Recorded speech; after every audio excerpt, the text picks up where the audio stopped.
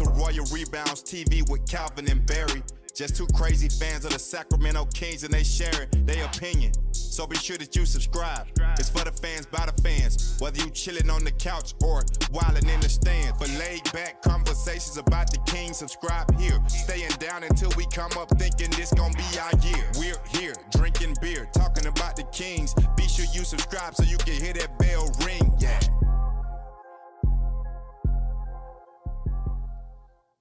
What's up, Kings fans? Welcome back to Royal Rebounds, the Sacramento Kings YouTube channel for fans by fans. If you're a Kings fan, make sure you smash up that like button and please consider hitting that subscribe button. We are live for every single Kings game. We do post game and we have a lot of fun while we're doing it. So Calvin, it's Monday. The Kings lost, but how are you?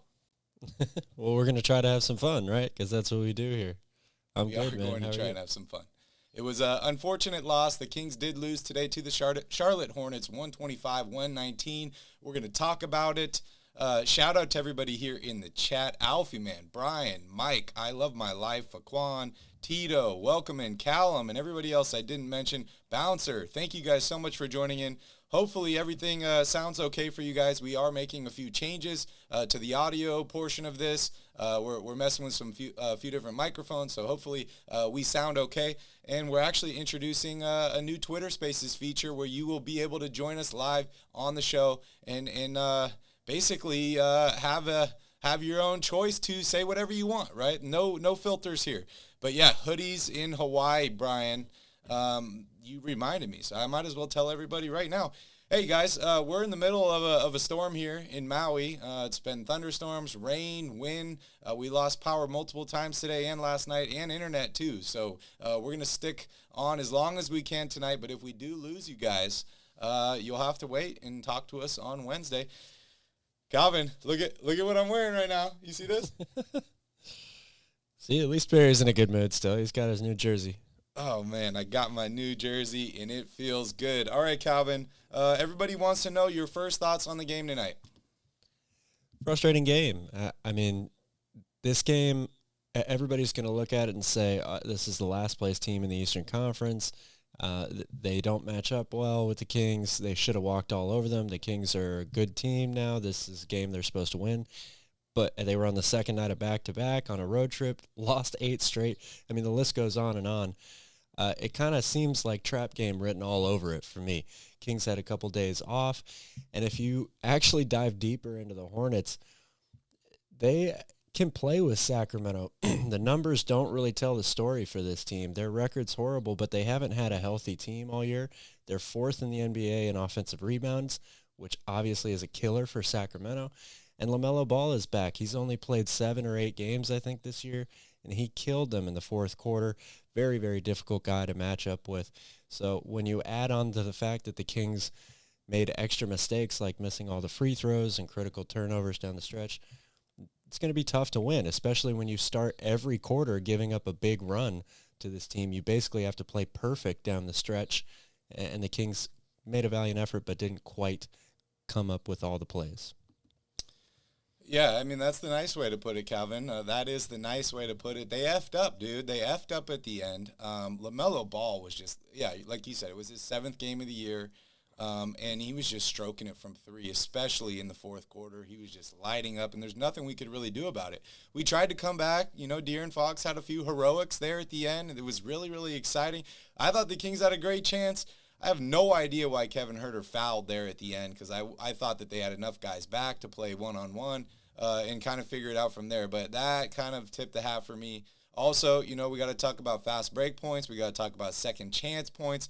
And, of course, more missed free throws for the Sacramento Kings. They missed a ton of free throws tonight. So definitely impacted them and the outcome of this game. Calvin, let's give a look here into the box score. So, as I said at the top of the show, the Kings, they lose tonight 125-119 to the Charlotte Hornets. Another huge game for Domantas Sabonis. And, hey, we might as well shout him out. It was his pop's birthday tonight. He was courtside for the game watching. And, Calvin, I'm gonna bring that up a little bit later in the show because I got some questions for you. But huge game for Domas tonight, 28 points, 23 rebounds, and 7 assists, 12 of 19 from the field, 2 of 2 from three-point range in 41 minutes.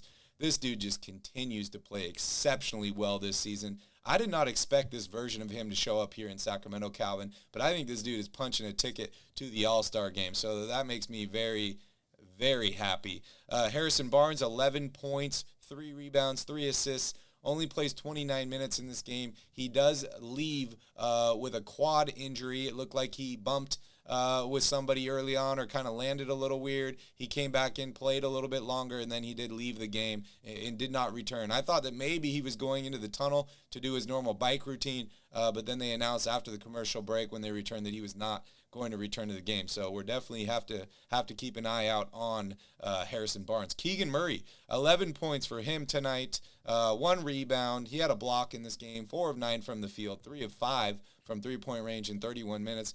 Calvin, I thought that Keegan Murray had more than 11 points, honestly, just watching this game, especially late, hitting a couple of really, really good shots, key shots for them. A huge performance for De'Aaron Fox in this game, 37 points, 5 rebounds, only 2 assists and 5 personal fouls, 14 of 25 from the field, 2 of 5 from three-point range in 34 minutes. A great, great performance by De'Aaron Fox. And he did say before the game started that he has felt the healthiest he's been in the past month. We did see him bump knees in this game late and was limping a little bit. So hopefully that does not affect him too much. And, hey, shout out to De'Aaron Fox. Tomorrow, Calvin, he turns 25, so shout out to him. Kevin Huerter, 9 points, 3 of 11 from the field, 3 of 8 from three-point range in 32 minutes. Trey Lyles played 5 minutes off the bench, 0 points for him. We got to see Keita play 7 minutes in this game, 2 points, had a block in this game, 7 points for Davion Mitchell, including 5 assists in 21 minutes, 2 points for Terrence Davis, and 12 points for Malik Monk in 25 minutes off the bench. As far as Charlotte goes, huge performance by LaMelo Ball, 23 and 12 for him, 31 big points for Kelly Oubre, and 19 for Gordon Hayward as they get the victory. Calvin, anything there that really, really stood out to you in the box score? No, not really. I mean, Kelly Oubre has been a really good player, especially when he plays Sacramento in the past. Definitely capable of getting hot from outside.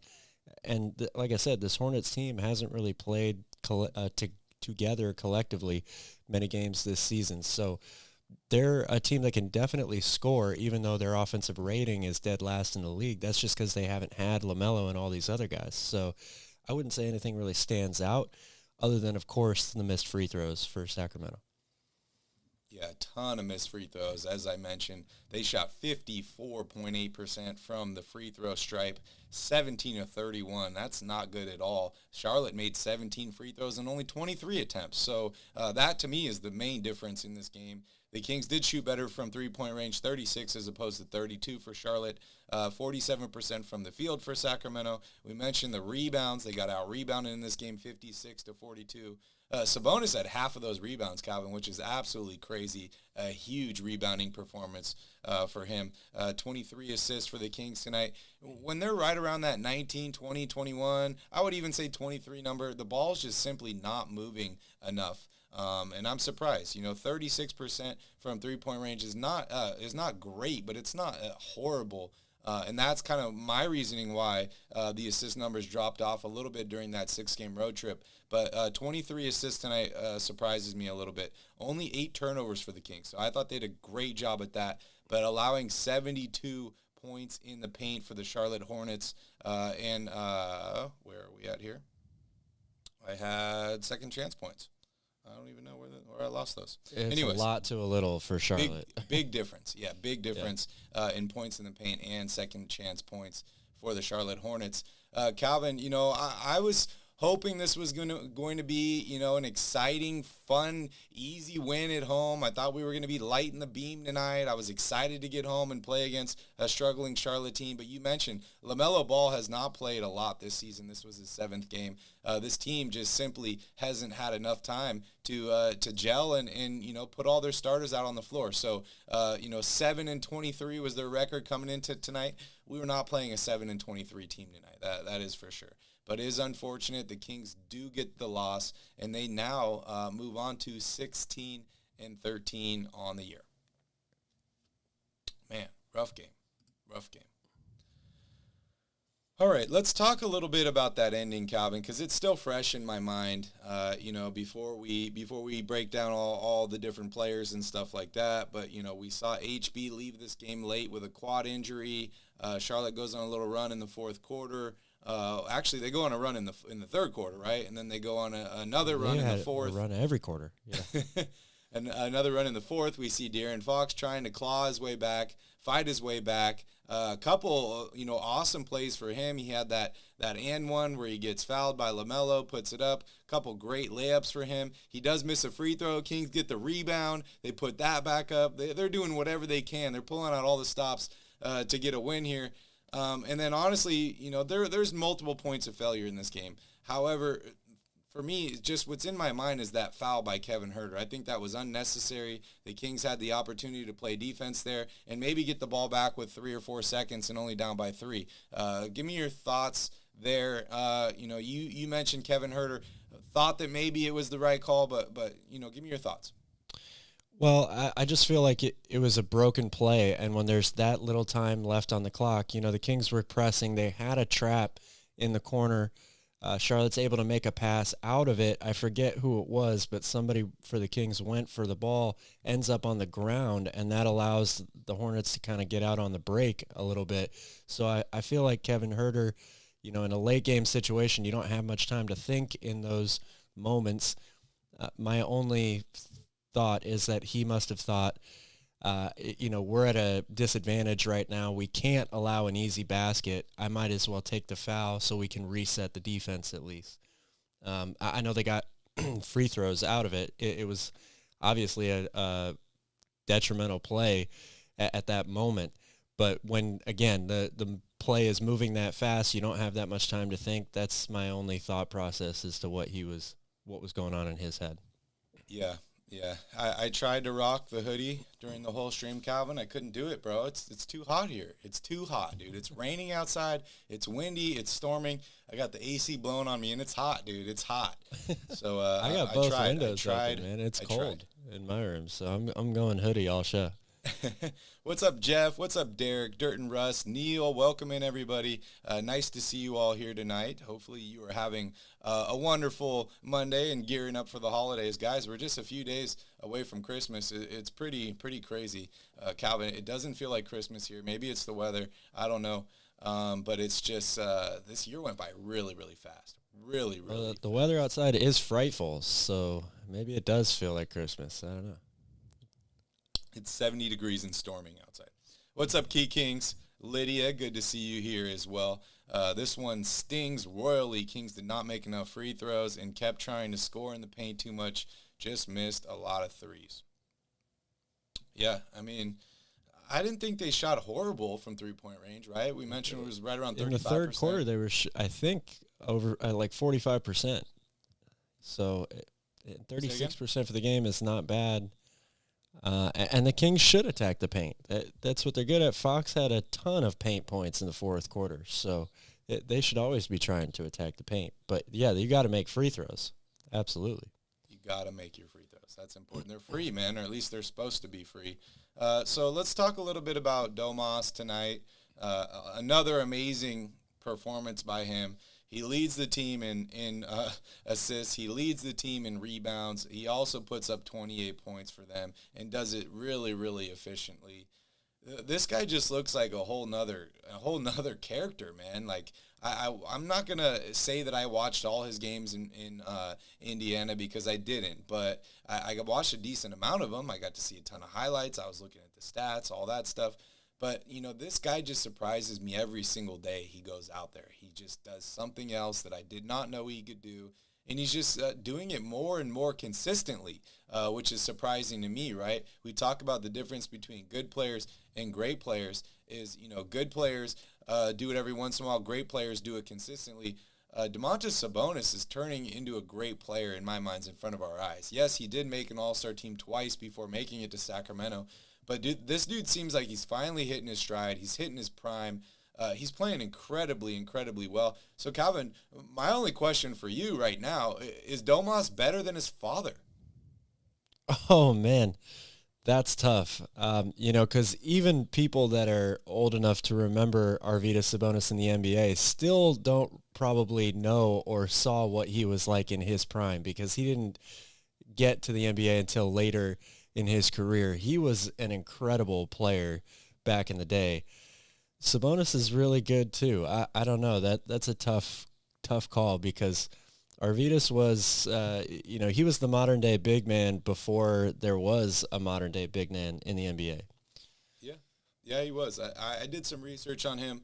I thought it was pretty interesting. This dude got drafted by the Blazers, and it took him 9 years to make it to the NBA. Yeah. Could you imagine if you spent a first-round pick on somebody, and it took him 9 years to finally play for your franchise? And then I think he only plays for them for like 6 or 7 years. So definitely playing the long game. He had no knees left. I mean, he was really a shadow of what he was in his prime, but still made plays all over the court. Great vision.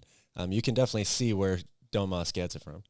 Yeah, I mean, he's in the Hall of Fame, right? He's listed as one of the greatest European players of all time, one of the best centers of all time.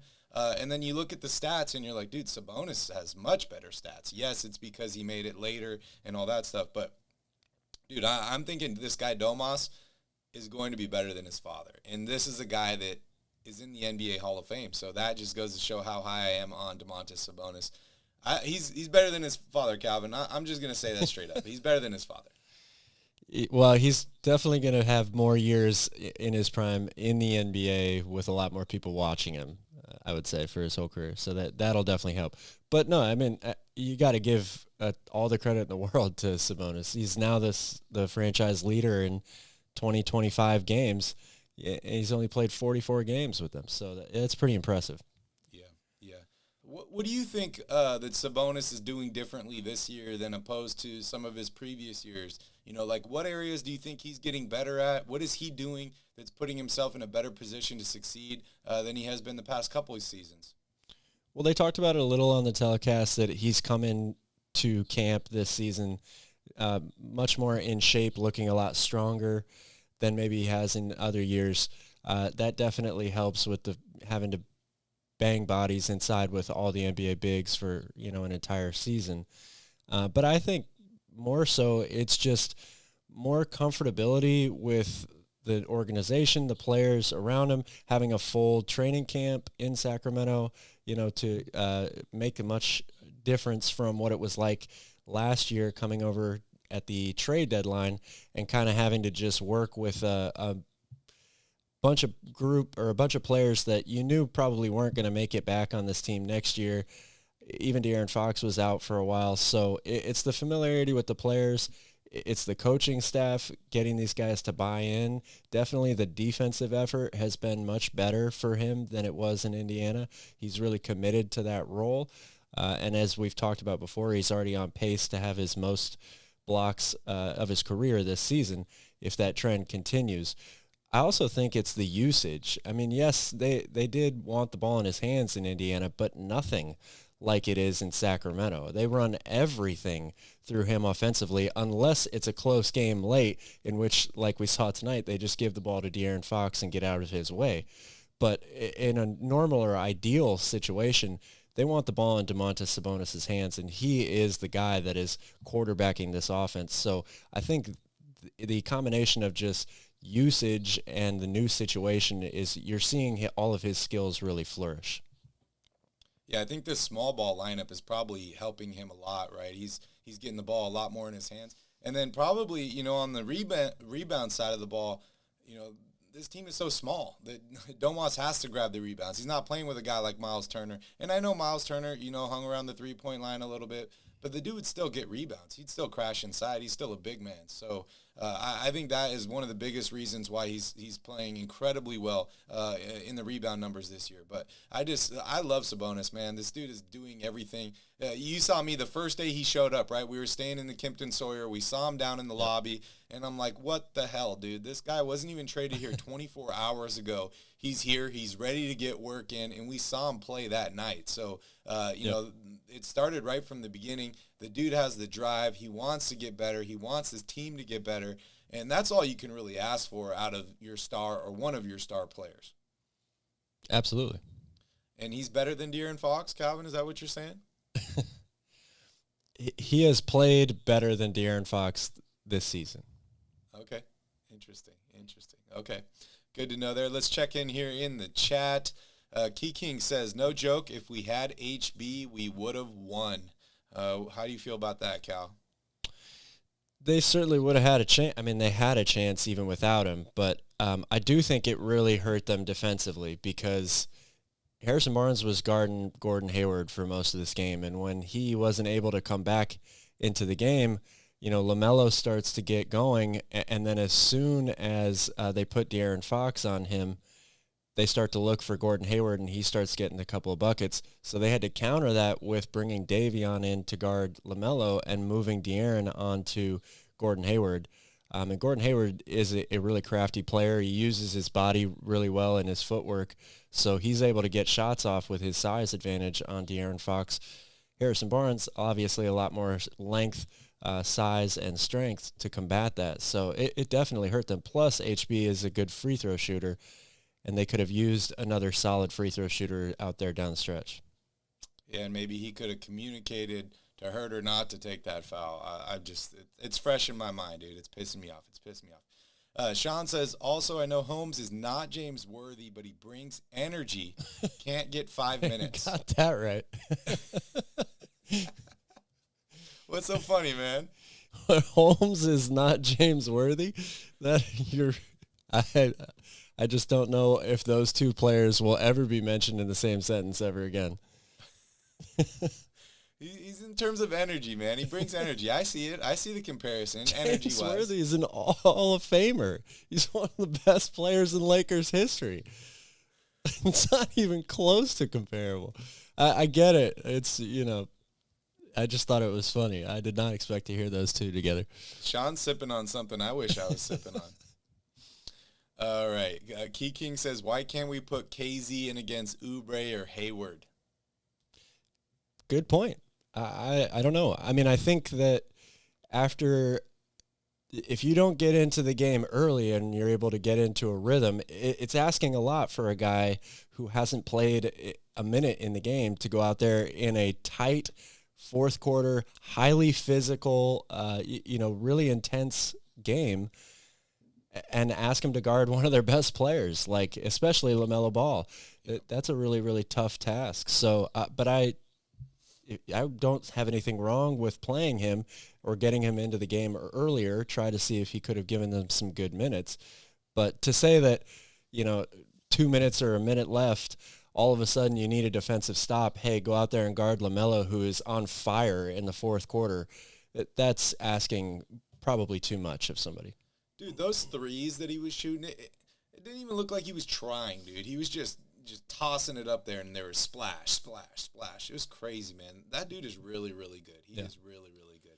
But I like what Brown did in bringing in Davion, putting Davion on him. And then I like the fact that Fox was basically hunting him when Fox was on offense. And he did get him to foul out there. But, Fox kept asking for the switch. He was trying to switch onto him over and over and over again. I like that they continue to do stuff like that. I think that Mike Brown is continuing to tinker with the defensive rotations, trying to figure out how to slow down some of these guys that are starting to get hot, right? Obviously, you want to slow them down before they get hot, but sometimes people do get hot, and you have to figure out ways to try and cool them down. I think that's a great comment. I think KZ would have been a good option, Key Kings, but, apparently we didn't go with him tonight. I don't know if he just wasn't feeling it. He didn't want to put a guy, like you said, Calvin, that's just been sitting on the bench all game and like, okay, this guy's got 30. Go in there and stop him. Good luck. Yeah. Or if he's just kind of going with who's flowing.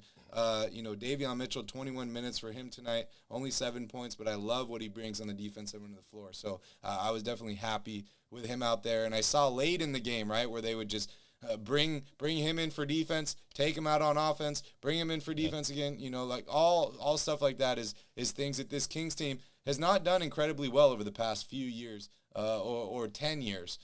So I like to see adjustments like that are continuing to happen. Okay, Ninja Style says, we need a legit backup big. Would you do Rashawn Holmes, Metu, Terrence Davis, and 1 or 2 second-round picks for Mason Plumlee and P.J. Washington? That's an interesting one, Ninja Style. I like P.J. Washington a lot. I'm not the biggest Mason Plumlee fan, but that's an interesting trade. The only one holding me up on that would probably be Terrence Davis. How are you feeling, Cal? Yeah, that's interesting. I mean, I do think you're giving up quite a lot there, especially if you throw in the draft pick. I like P.J. Washington a lot. Mason Plumlee in my mind, is just a big guy with 6 available fouls. So he got some blocks yes, tonight. He did. I do think that the Kings. I'm starting to shift away from the whole let's sit back and not try and go out and add something here. It's pretty apparent to me that they need definite help in the big man department. And it's not so much that I think the Kings aren't a good team as they are presently constructed. I'm more thinking about Domantas Sabonis. They're going to run him ragged this season if they don't get somebody that's able to come in and give him a little help. Yep. He's going to have to play huge minutes every game down the stretch here to fight for playoff position. And then go into the playoffs, we worry about his state physically, how tired he is because they rely on him so much. The team changes so much when he's not on the court. So to be able to get him down from not having to play 39 minutes a game, 40 minutes, that's, I think, a really important thing for this team if they're going to want to make a playoff run, at the end of the season. Yeah, that's a great point, right? We got to see Keita play a little bit tonight. We've seen guys like Metu jump in there and play a little bit when he's been in foul trouble. But honestly, you're right. Sabonis is the driving factor on this team, and anything happens to him, we might be in for a little bit of a losing streak. And that's just now, right? But what you're talking about is what if we get closer to the playoffs? This guy may be, an honorable mention in the MVP vote, but he's going to be tired. He's going to be run to raggeds playing 40 minutes a night. So that's an interesting perspective, Calvin. And maybe Monty's looking at that. Maybe he's talking to Domas about it. I'm sure Domas is happy in the position he's currently in, right? Because they are above 500. He is playing extremely well, and players want to play. They want to be out there, right? They want to be helping their team. But you're right. Maybe this team does need a little bit more. I think I'm starting to shift away from that camp as well. And maybe this is Barry after a loss. But, hey, I like to wear my emotions on a sleeve when I'm talking about the Sacramento Kings. And that's how I'm feeling right now. That's how I'm feeling. I'd also be really careful or cautious if I was Monty to not I trust his judgment overall, obviously. But I don't want to give up or give away too much. I don't think the Kings need to grab a big-time player. I think that there's great point. People out there available that are good, gap fillers, backup center that you could get without having to deal 3 players and a pick, or something like that. So I think they have to be very careful with the type of move that they make because they do need someone, but it's not like they need to go out and get a starter necessarily or even an all-star level player. Yeah, great point. They just got to continue doing what they've been doing, right, which is adding little pieces, adding guys that are underrated. When the Kings made the big move for Domantas Sabonis, no one was like, Domantas Sabonis is going to change the culture of his team. He's a 2020 guy. He's this, he's that. People were just kind of like, oh, Domantas Sabonis? He's not a big-name guy. They should have gone for Kevin Durant. They should have gone for this guy, that guy. I think Monty's done great at continuing to add talent to this team, with underrated guys, maybe not huge name guys, but people that names that people know, and just by putting people in a position, seeing guys like, oh, hey, he's not thriving over there because of this. If I put him in that position on my team, maybe he can do that. So I think he's done a great job at that, but I think that's a great warning, Calvin. Lydia says, fact is, Hornets outplayed the Kings. They had more fast break points, I bet. Yeah, they did, Lydia. They did outplay the Kings. Keegan had some beautiful threes. Yeah, I mean, I like what Keegan's doing, especially that corner splash three. He's looking more and more comfortable with his shot. But, hey, all I care about at this point is wins, right? I want these guys to do well, but I want some wins. I want some wins. 31 minutes tonight for Keegan Murray, 11 points, 4 personal fouls. Calvin, what did you see out of Keegan Murray tonight? What did you like? What did you dislike? Well, again, I like that he seems to be much more comfortable with his shot like he was earlier on this season. He's not really hesitating when he gets the ball out on the wing, and the shot's looking good right now. It's going down. He needs to be a better rebounder at this level. The Kings desperately need help in that department, and I think that he's still kind of adjusting to the speed and the physicality of the NBA game. I think he's coming along in that area. He's got a bunch of games under his belt now, and he's played some pretty tough competition as well and had some tough matchups. So a lot of good things for him to learn from. But it's just like he needed to have a better understanding of the team defense concept in the NBA, the spacing, where to be. We've seen him improve in that area. He's been able to take a few charges over the past couple of weeks. So this guy is definitely a quick learner, I think, and there's a lot of reason to think that he's going to continue to grow as a player. But at this point, I think it's just reps for him and continuing to be confident with the shot, because that's obviously his biggest weapon, right, is his outside shot at this point in the NBA. Yep, that's true. What's up, Gothan? Good to see you here. Also, Skip is in the house. What's up, Skip? Good to see you. All right, Key King says, as much as impactful Davion is on defense, this man dribbles the ball for 3 seconds and stares at Sabonis on offense. Wish he was more aggressive or pulled up mid-range. Calvin? Yeah, I agree. I mean, some of the dribbling and staring at Sabonis, that can be a situational thing. But I do think that he should look to take more mid-range shots. He really hasn't done much of that at all since he's been in the NBA. It's all three-pointers or drives straight to the basket. I think if he could develop, a really good mid-range shot, it would totally change his game offensively. It'd give him a lot more opportunities to score, and it would really help, when the Kings are struggling to get or having one of those games where they're struggling offensively. The bench has been really hit or miss over the past few weeks, so if he could be more consistent in terms of getting good looks and knocking down some mid-range shots, that could really help them. Yeah.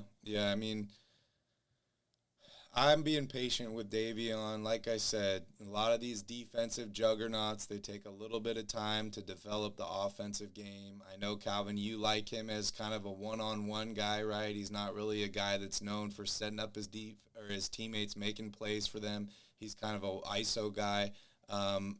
Sometimes he's going to catch and shoot threes. But, right now, this is only his second year in the league. We just got to be patient. I like the defensive effort from him. He has the work ethic. I think he's going to continue to improve on the offensive end of the ball. So I'm definitely not disappointed in Davion at all. He just needs to be more aggressive. And 3 or 4 from the field tonight. Maybe you want a little bit more than that, but I think he was playing exactly in the position he was put to play in. So I'm happy with Davion at this point. Not happy with the win, right? Every time that there's a loss, we're going to ask for a little bit more from this guy, a little bit more from that guy. Honestly, tonight, like Skip said, it's free throws. Free throws is the main difference for me in this game. All right, Star HD, what's up? Kings are desperate for a backup center. What's up with Cousins? Calvin, how are you feeling about DeMarcus Cousins? Has it changed at all for you? No, it hasn't changed for me. I'm sorry. I know DeMarcus Cousins is a tall human being who could probably grab a bunch of rebounds, but I'm looking for guys who are currently playing and are not, in the twilight stages of their career and have had a lot of injuries lately. Yeah. Calvin's hating on Cousins, man. I told him to give him a chance. Calvin didn't listen to me. I told him to give him a chance. But, hey. I think you can go out and get somebody else that could help more than him right now. Yeah. I mean, I've moved away from that. I care about chemistry at this point. Cousins, I liked him, but, man, not a chemistry builder. Shout out to Guy. Good to see you here. Welcome in. Okay, Sass is here as well. What's up, Sass? All right, let's jump here back into the game. Kevin Huerter seems to be struggling a little bit. Did make a couple threes in this game. I mentioned, the brain fart there at the end for him with that foul. But Kevin Huerter, as bad as he's been shooting in the past couple weeks, he's still over 40% from three-point range on the year, which is incredible.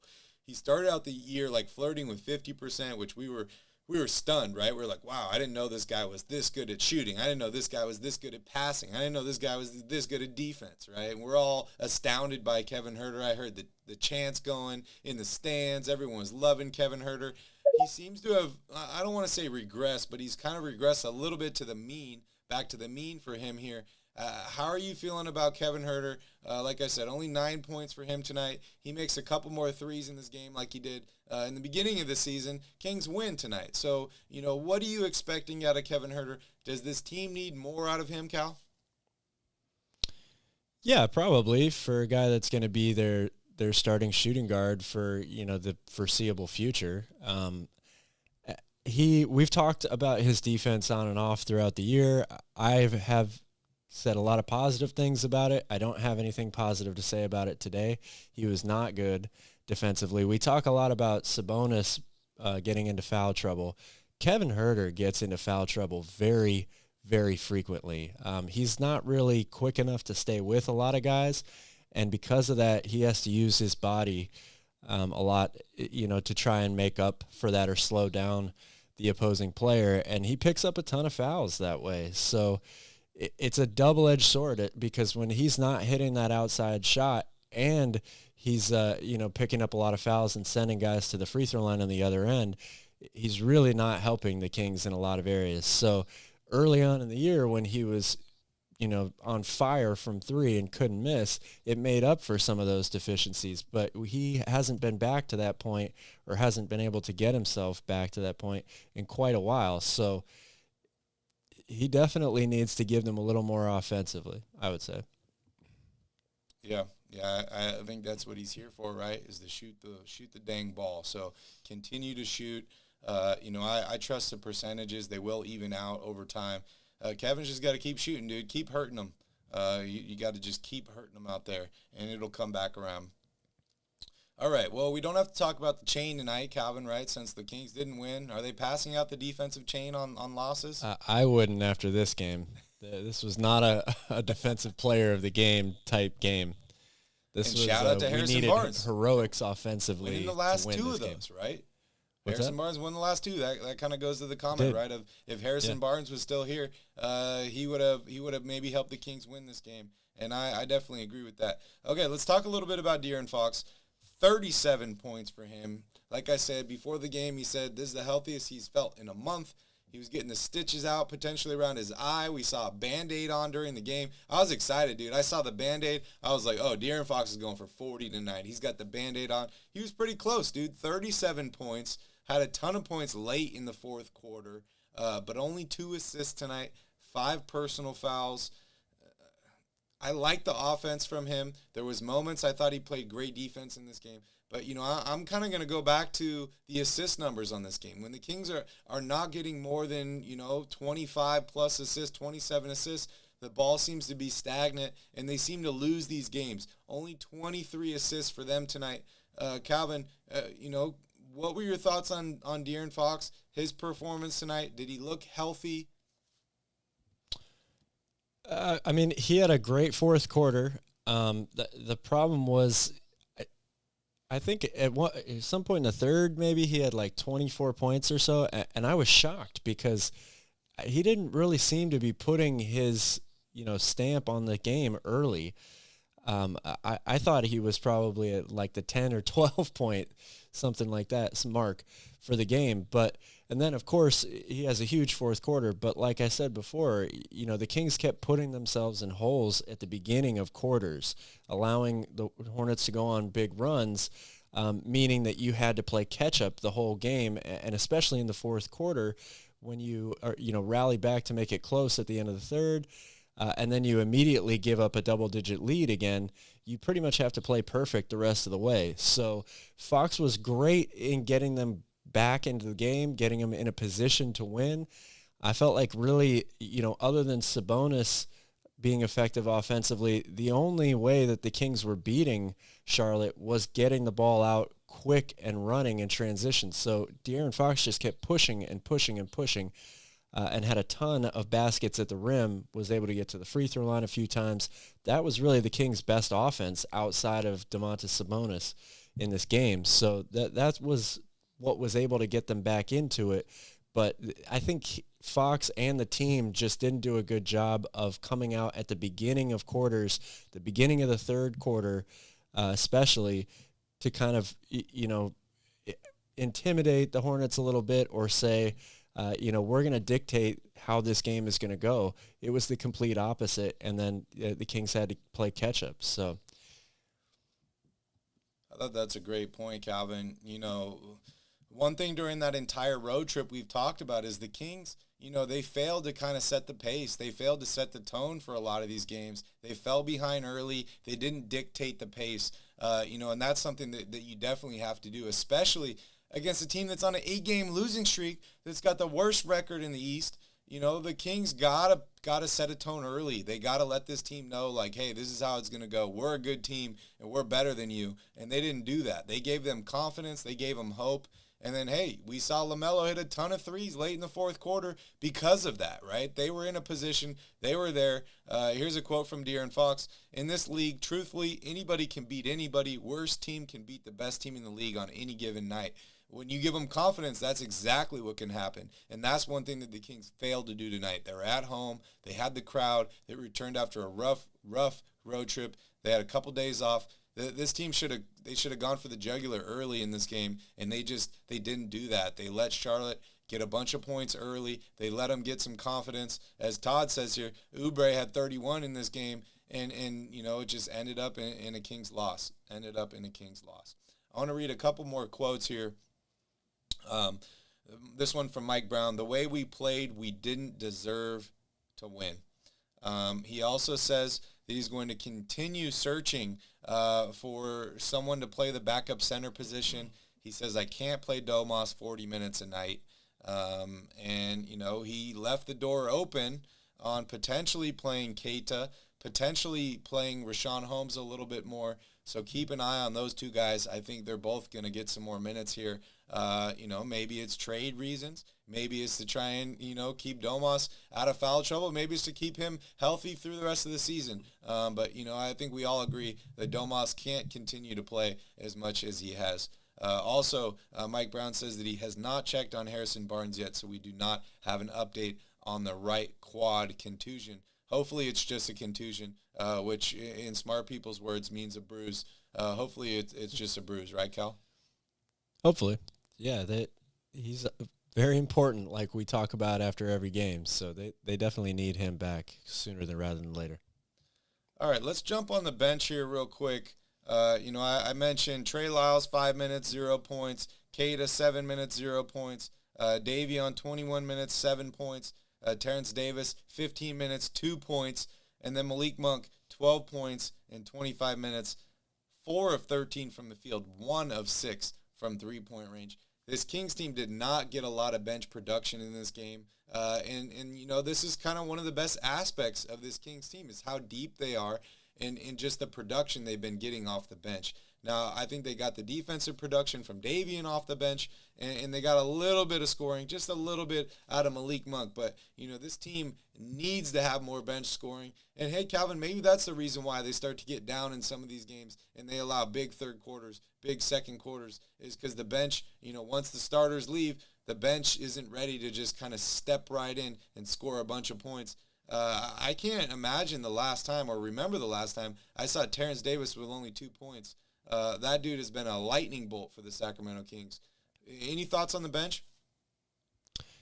I mean, they just haven't had the same type of production they had earlier in the year. I mean, they've had games where they've scored, like 80 points combined in 2 back-to-back games from the bench. So this unit is definitely capable of putting up numbers. I think some of it is, there hasn't been a clear-cut rotation for this team so far this year. Mike Brown is exploring a lot of different options. There have been a bunch of guys on the bench that have either played big minutes in some games or little to no minutes at all in other games. Guys have played with different groups, throughout the course of the season. So there is definitely some of that. But you need Malik Monk was brought here to be the sixth man, right? And he's had some great moments. He's had great games, but they definitely need more out of him, in games like tonight or just in general. We've praised him for a lot of different things: playmaking, scoring, 3-level scoring, shooting. He had the phenomenal year off the bench with the Lakers last year where he shot over 40% from three. He's been very inconsistent from three this season in Sacramento. I think he's playing a bigger role on this team. They're asking him to do a little bit more. So maybe that plays into it. But he also hasn't given them a ton of help defensively. So, and then of course it's the biggest question mark for Mike Brown is who does he play off the bench at the power forward in the center spot? They don't have anybody that's really locked that role down, either one of those positions, and it really hurts them long term because you just don't have the consistency there. It's hard to rely on guys when you have no idea whether or not they're going to play every night. Yeah, great point. This team definitely needs some more production. As I saw here in the chat, some people are saying when Sabonis sits, that's when Fox needs to go to work. Hey, there's moments where Fox and Sabonis are both sitting in this game, and you need Malik Monk and Terrence Davis to go to work, and that unfortunately didn't quite happen tonight. Shout out to Marvel Snap, Ninja Style. Hopefully you enjoy that.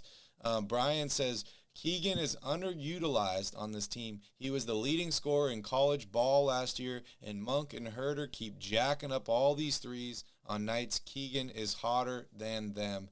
Calvin, where are your thoughts on that? Because a lot of us are saying pump the brakes on Keegan. We like what he's brought already, but he is a rookie. Guys like Monk and Herter are experienced veterans that have good three-point shooting percentage over a pretty decent sample size. So, at what point of your Coach Brown do you say, okay, Monk, okay, Herter, you're shooting the ball too much. I need the rookie to be shooting the ball more because he's hot right now. Is there a situation where that makes sense? Yeah, I think there are definitely situations where that makes sense. Keegan is just a docile guy. I feel like he's not the type of person that's going to walk into the huddle as a rookie, when you've got all those guys around you and say, give me the damn ball, I'm shooting it. Maybe he should. Maybe Mike Brown should be the guy to step in and say that. I don't know.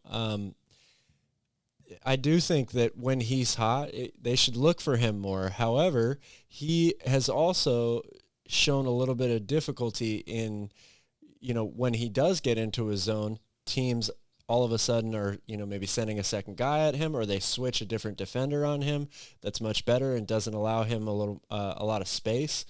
And he's had trouble kind of creating separation off the dribble from guys. So it's a little bit of a double-edged sword there. But yeah, if he's having a good game, I think they should definitely look to get him the ball more in different spaces on the floor and try to get a few more shots off. But his freshman year, he led the nation in college last season in scoring. The year before that, he only averaged like 5 points a game. So it's a very big difference there. He grew into a much bigger role. Hopefully that's going to be the case again in Sacramento. So I think there are certain moments where you should be doing that, or you should say, yeah, we need to get him the ball, but maybe not like an all-the-time thing. Yeah. I think he's going to continue to get more involved as we get further and further into the season, right? We're 29 games in, which sounds like a lot, right? But 29 games in, this guy's rookie year in the NBA. So I think they're going to lean on the veterans harder in the beginning of the season, and then guys like Keegan Murray and Davion Mitchell are probably going to have a little bit more freedom as we get later on into the season. Obviously, it depends on where the record's at and how they're playing, but I just think that, once they've kind of established themselves a little bit more, then Mike Brown will trust them a little bit more, and they will get more shot attempts. So I do expect Keegan Murray to be more involved on this team, but we just got to be patient. He's a rookie. I thought he played really, really well tonight.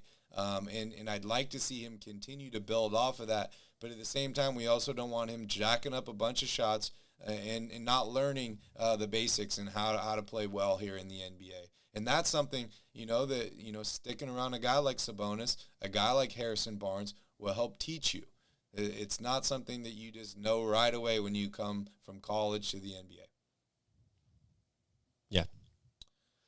Yes, Fresh HB is injured. He is injured right now. And yeah, guys, smash up that like button, hit that subscribe button. And Lydia, yes, Keegan Murray just did sign with Adidas, so interesting move there. Look out for the Keegan Murray shoes coming very, very soon. All right, Calvin, couple more things that stuck out to me in this game. First off, I want to say, I like what they did late in attacking LaMelo Ball. De'Aaron Fox kept trying to get the switch on him. He did end up fouling out late in this game, but I would have liked to see that happen a lot earlier. Miles Plumlee, or Mason Plumlee, which one is it? Mason Plumlee? Mason. I don't even remember with these guys. Too many Plumlees. But anyways, Plumlee picked up 2 personal fouls early on in this game. I'm talking really, really early, the first couple minutes of this game. And then LaMelo Ball picked up 3 fouls with 10 minutes left in the second quarter. 10 minutes left in the second quarter. He had 3 personal fouls. Didn't pick up his 6th until late in the fourth quarter. I like what they were doing. I wish that they had continued going at both of those 2 guys, because I think the Kings would have been in a much better position in the fourth quarter with both of those guys either in deep foul trouble or fouled out already. That's something that I was not really happy about, and I wish that they would have leaned a little bit more on that. And then other than that, it's just allowing teams like this to get confidence and go on little runs. The Kings started out this game incredibly well, right? They were like 4 for 4 from the field. They were playing with energy, and then all of a sudden the Hornets tie it up at 18 all. And it's just continued spurts during the game where the Kings have had lapses on the defensive end of the floor that allowed Charlotte to go on these little runs to either cut the lead or get up, right? We saw them get up in the third quarter, and then the Kings got to expel extra energy trying to get back in this game. So that's just a couple things. I mentioned the free throws. I mentioned, points in the paint, fast break points, stuff like that. And then the lack of assists. All those things added together equals another Kings loss. Any other things you want to mention in this game, Cal? To me, this game's 100% on the defensive side. 119 points is enough to win. Sabonis going over 20, Fox over 30. Yeah, they didn't have great games maybe from some of the supporting guys like Kevin Huerter or Malik Monk, but they scored enough to win. They lost this game on defense. They were really, really lazy on the perimeter. Too many easy baskets inside, backdoor cuts. Nick Richards had a double-double in the first half, I think, or something like that. A guy that only averages 9 points a game. He came in off the bench and just absolutely destroyed them. So this was totally a breakdown game defensively for the Kings. The rotations were late on a lot of situations. The free throws obviously are the thing where if Sacramento hit a high percentage of those, maybe they could have overcome this because Charlotte really is that bad defensively. But the Kings, for a team that we've praised over the past few weeks and on this road trip, kind of coming together and being better defensively, certainly not great, but better. It was like all of that kind of fell apart and they completely regressed back to what they were in this individual game. 100%. As the bouncer says, they're tired from the road trip. Maybe, but everybody's tired, right? The Charlotte's tired. They still won the game. Everyone's got to play all the games. They played in Denver last night. Yeah, right. The 8-game losing streak on a back-to-back, and they show up tonight and beat the Sacramento Kings in Sacramento. So no excuses.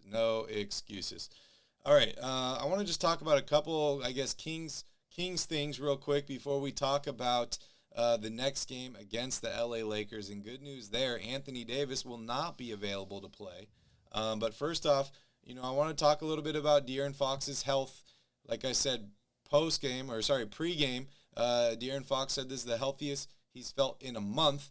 We did see him get banged up a little bit late in this game, but was playing exceptionally well in the fourth quarter. Calvin, is De'Aaron Fox healthy? Do you think this is the healthiest he'll be maybe until, the All-Star break? Or do you think he's almost back but not quite there? He certainly looks healthy to me. Like we said after the last game in Detroit, the explosiveness, the quickness, the first step, all of that stuff that you would think would kind of be hampered with a foot injury I don't really see any of that anymore. So he certainly looks healthy to me. You know, guys are always going to have some sort of bump or bruise, like the knee thing we saw tonight. I'm sure he's going to be sore for a couple of days after that. But in terms of being actually injured, he looks pretty much normal to me. Yeah, he definitely looked like he's gotten the speed back over the past couple games, something that I noticed he was definitely lacking. He missed one game originally, then came back, and it was kind of like a pain management issue, but we could tell the pain was definitely affecting his play and his burst of speed. I think he definitely has the burst back. It's probably still affecting him a little bit. Like you said, a lot of guys are bumped and bruised and messed up. We're a third of the way into the season now. And, a lot of guys are like that. But I see the burst is back, and I'm happy, dude. I think De'Aaron Fox is back. I think he'll continue to play well, and I'm excited to see him on Wednesday against the Lakers. I'm a little disappointed, though. Normally the Fox ball matchups, Fox dominates. He did have 37 tonight, but he got the loss. So I hope he takes this one personally. And I hope it ruins his birthday tomorrow, honestly, Calvin. Happy birthday to De'Aaron Fox. He's turning 25 in like an hour here. But honestly, the great players, they need to suffer from losses, dude. They need to suffer from losses, especially losses like tonight where you could have won this game. I want it to be fueled to his fire. I want him to be, going for their necks on Wednesday. Not trying to injure anybody, but you know what I mean. I want him to stomp on them early and try and get back on track. So shout out to De'Aaron Fox. I hope this loss ruins your birthday, De'Aaron. I hope it does. Yeah, okay, no next birthday up, cake for De'Aaron this time. Got to get the win. We didn't really talk about Keita much, but he's been getting, more minutes in the past couple games. Keon Ellis is back with the Stockton Kings, and Keita is continuing to stay here in Sacramento. He's been very limited, right? We did see him get, lit up the other night, but I thought he's played pretty good in spurts here. Did have a block tonight. How are you feeling about Keita? Does he look NBA ready for you, or are you sending him back to Stockton?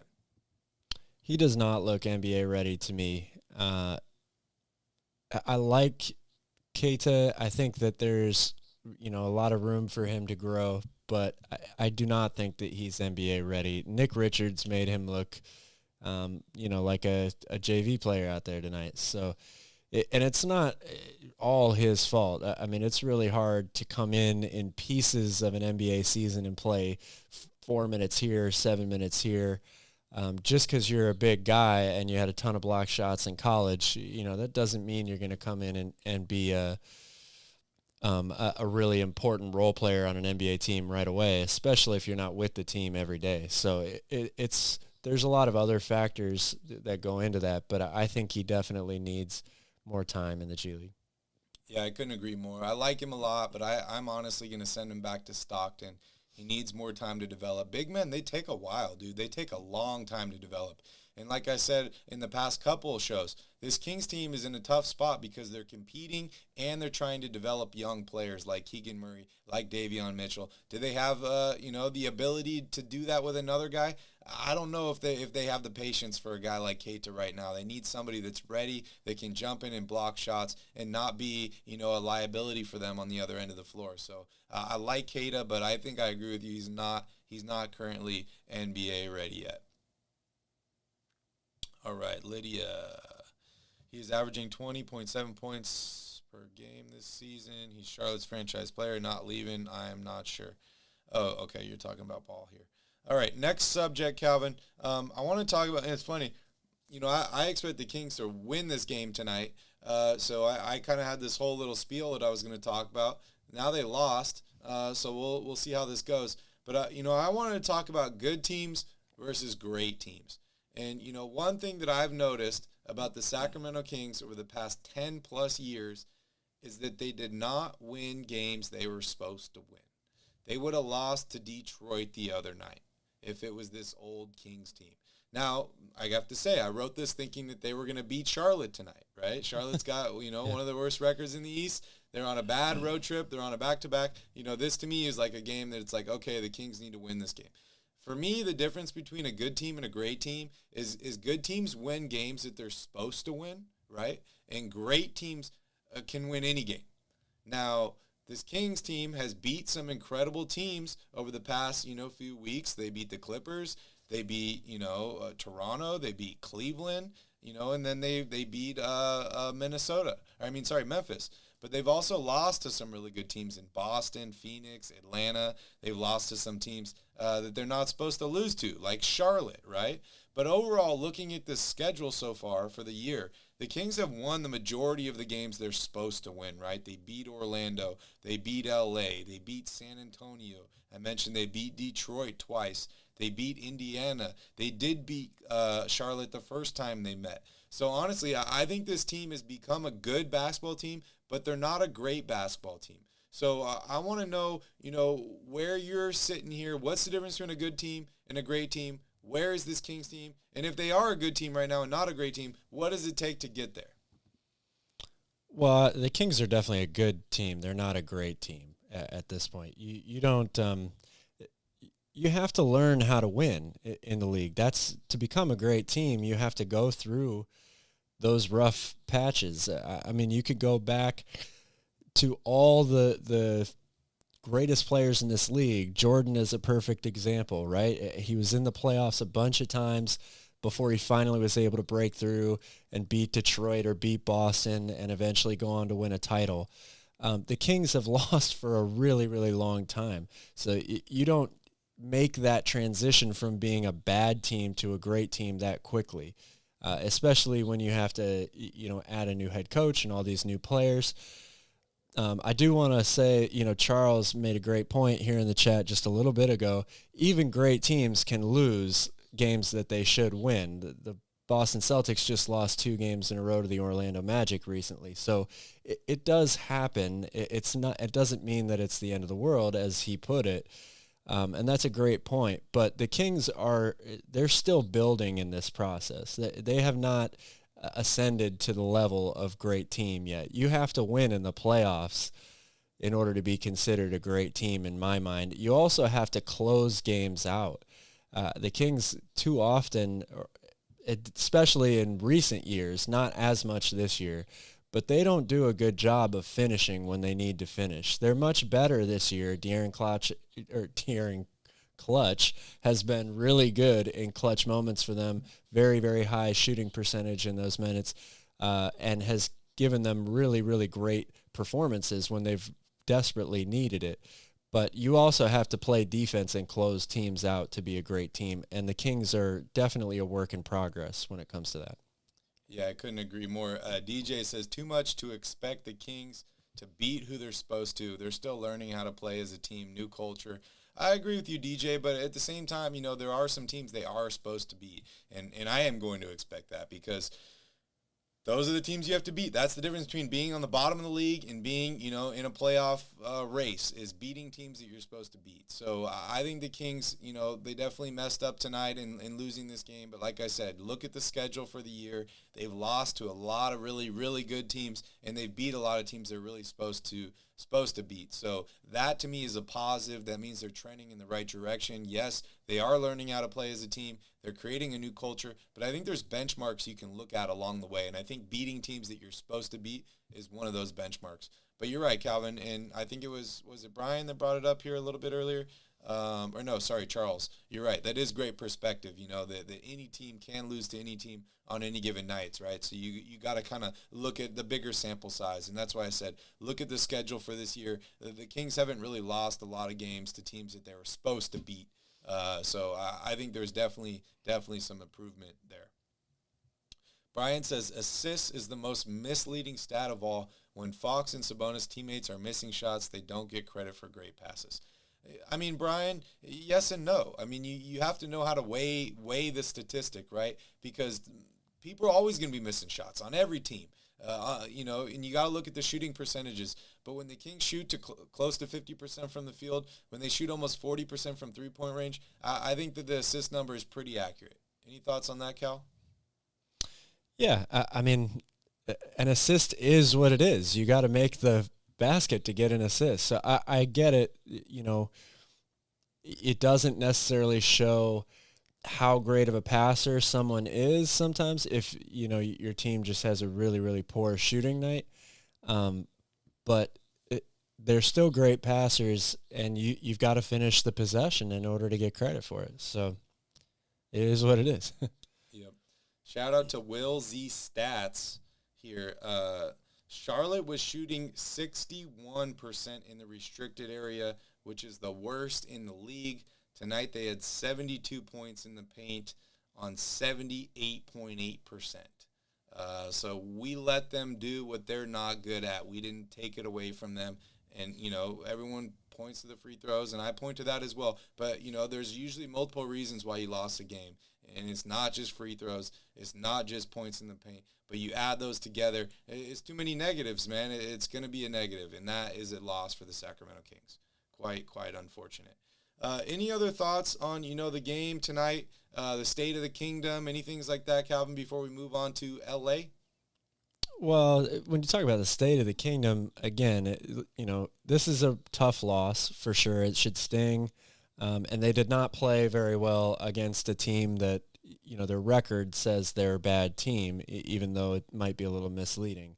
But it is one game, just like after the New York Knicks game. Everybody was ready to not fold on the Kings season, but, it seemed like, oh, here we go again. The Kings aren't really as good as we thought they were. The season is very long. You can break it down into really like 10 or 8-10 game seasons. And each 10 games is going to look different. But the key is to be able to stop the bleeding and not go on these huge losing streaks that we've seen the Kings do in the past. And so far this season, they have done that. So they're 500 on the road. There's a lot of things to like about this team still. Even if it's one game and we can say, I don't like what Mike Brown did offensively, or, the defensive rotations were bad. They've come a long way this year in a very short amount of time, and they should continue to grow and get better as the season goes. Whether or not they make some moves and add players, that remains to be seen.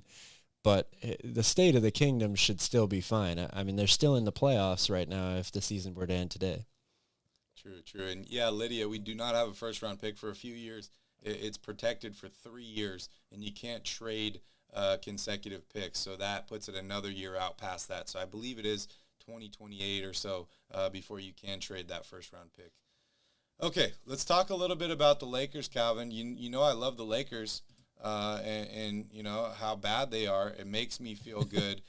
You mentioned the Kings. They're at home now. They're starting a 6-game homestand. They did lose tonight, but they got 5 more games here at home. We got 1 against the Lakers. We got the Washington Wizards, 2 against Denver, and then 1 against Utah. So let's take a look here at the upcoming schedule. And as I mentioned at the top of the show, good news for the Sacramento Kings and our Kings fans out there. Anthony Davis, who's, wow, dude, 27.4 points. Basically, it's 60% from the field. Is having an incredible year, but he's out. LeBron James is listed as out for this game. Austin Reeves is listed as out for this game. Russell Westbrook is listed as out for this game. Harrison Barnes is day-to-day. And, we have 2 days before this game happens. So I can guarantee you Anthony Davis is out for this game. I don't know about the rest of the guys. Maybe they'll play. Maybe they won't. Calvin, did you see that report a couple days ago about the Miami Heat getting fined for scratching players late in games? And then the next game they listed every single player as questionable on their depth chart? Yes, they are the New England Patriots of the NBA. Well, give me your thoughts about this Lakers-Kings matchup. We know it's a rivalry. It's in Sacramento, which is always exciting. I wish I was there. Kings are favorites to win this game. Make sure you guys bring your cowbells. But, Calvin, any thoughts on this game?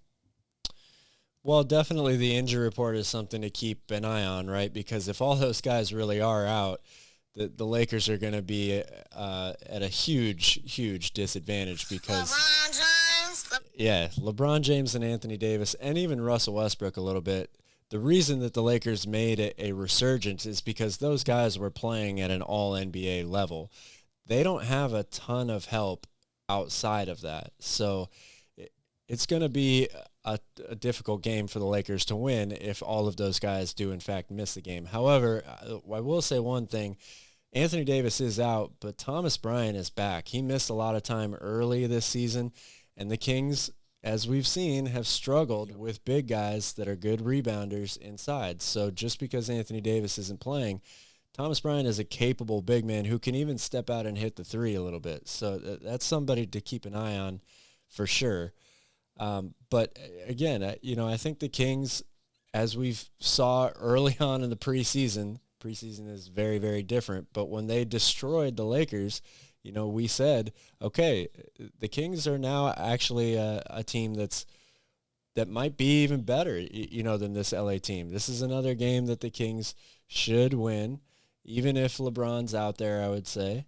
And it's going to come down to executing defensively. The Lakers have been a fairly good defensive team all year long. Their defensive efficiency numbers have been pretty good. They just haven't had the offense to come along with it. So if the Kings can play a good game defensively, they should be able to outscore LA no problem. Yeah. I mean, dude, it's honestly what I've been talking about over the past couple games, right, is the Kings got to figure out how to get back to what they were doing earlier. They got to get back to controlling the pace, controlling the tempo, not allowing huge runs, and just overall being in control of the game. Now, having all these guys potentially out for the Lakers, it makes that a lot easier. But like you said, there's a lot of good players on the Lakers, including Thomas Bryant. I'm not sure how Damian Jones is playing this year, right? But I liked him in flashes last year for the Kings. He's another big man that can shoot the three ball, that can block shots, that can get his own shot. I like his turnaround jumper.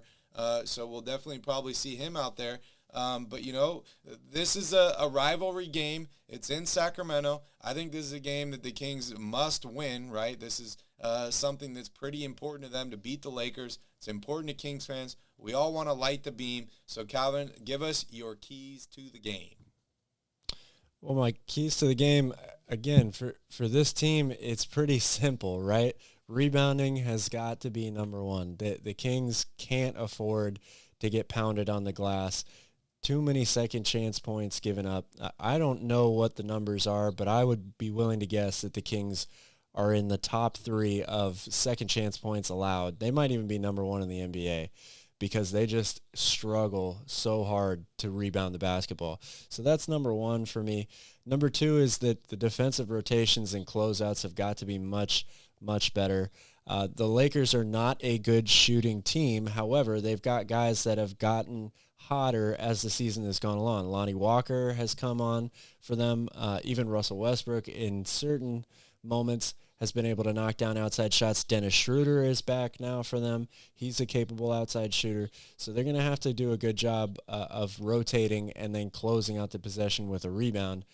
And then they got to stay out of foul trouble and hit free throws. Like, it's pretty at this point, I think it's a pretty simple equation for me for the Kings to win.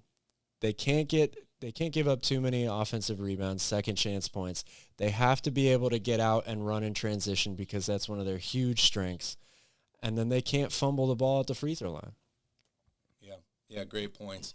Calvin, we were talking about how when the Kings score or they make over 13 threes in a game, their record is incredible. When they make less, they only made 12 threes tonight.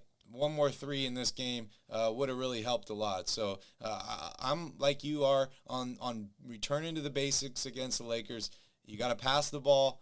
You got to limit your turnovers. You got to make threes, and you got to make free throws and play some good defense. Just kind of back to the basics for the Sacramento Kings.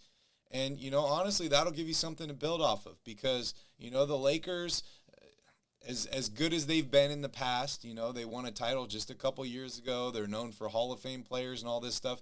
They're not that team right now. This is a team that's struggling. They have a bunch of injured guys. This is a great opportunity to take advantage of the Sacramento Kings. Get some momentum going into the game against Washington because those 2 games back-to-back against Denver next week on Tuesday and Wednesday are going to be really, really tough. We saw what Embiid did against the Kings. The Joker has been going insane, dude. The game he had the other night was like 40, 27, and 10 or 11. It was absolutely ridiculous. So the Kings definitely got to be ready for that game. Also, shout out to that game. Next week, NBA TV will host Kings Nuggets. So definitely something to keep your eyes on. I'm excited. I saw for somebody here in the chat mention, will the games be blacked out against the Lakers here? Unfortunately, it probably will be for us, Calvin, because we are in the West Coast. So we will probably be blacked out of this Lakers game. We'll have to find another way to watch it. DirecTV is usually a good option if you get blacked out on YouTube or something like that, YouTube TV. I'm excited for the game, man. I am excited. Yeah. All right. This is a big opportunity for the Kings bench, too. You know, we talked a lot about how they were disappointing today. If the Lakers are going to miss a bunch of those guys, that means that the second unit for the Kings should absolutely annihilate the, third unit, which will have to play more minutes for the Lakers. So it's a big opportunity for some of those guys to get confidence back and have a big game at home, and the crowd should be into it just like they were tonight. It's the Lakers, the cowbells will be in the building. The Kings bench needs to show up. Definitely. Sylvia says, play the song Cold as Ice for Westbrook. Yeah, I hope they do. Good night, Jeff. Good to see you here. Lydia says, got to win against the Lakers to keep the 6th seed. Definitely need that. Todd, comment of the night, Lakers equals trash. I love it. I love it. All right. I think that pretty much wraps it up for us. Thank you guys so much for watching. Please make sure to smash up that like button, hit that subscribe button, and hit that notification cowbell so you get notified every time we put out a new video. We will be live on Wednesday after the Kings defeat the Lakers. Calvin, any last words for you? Thanks for watching. Let's put this one behind us and beat LA. One more question for you, Calvin. When do the Kings make a move? Oh, man, that's tough. I don't know.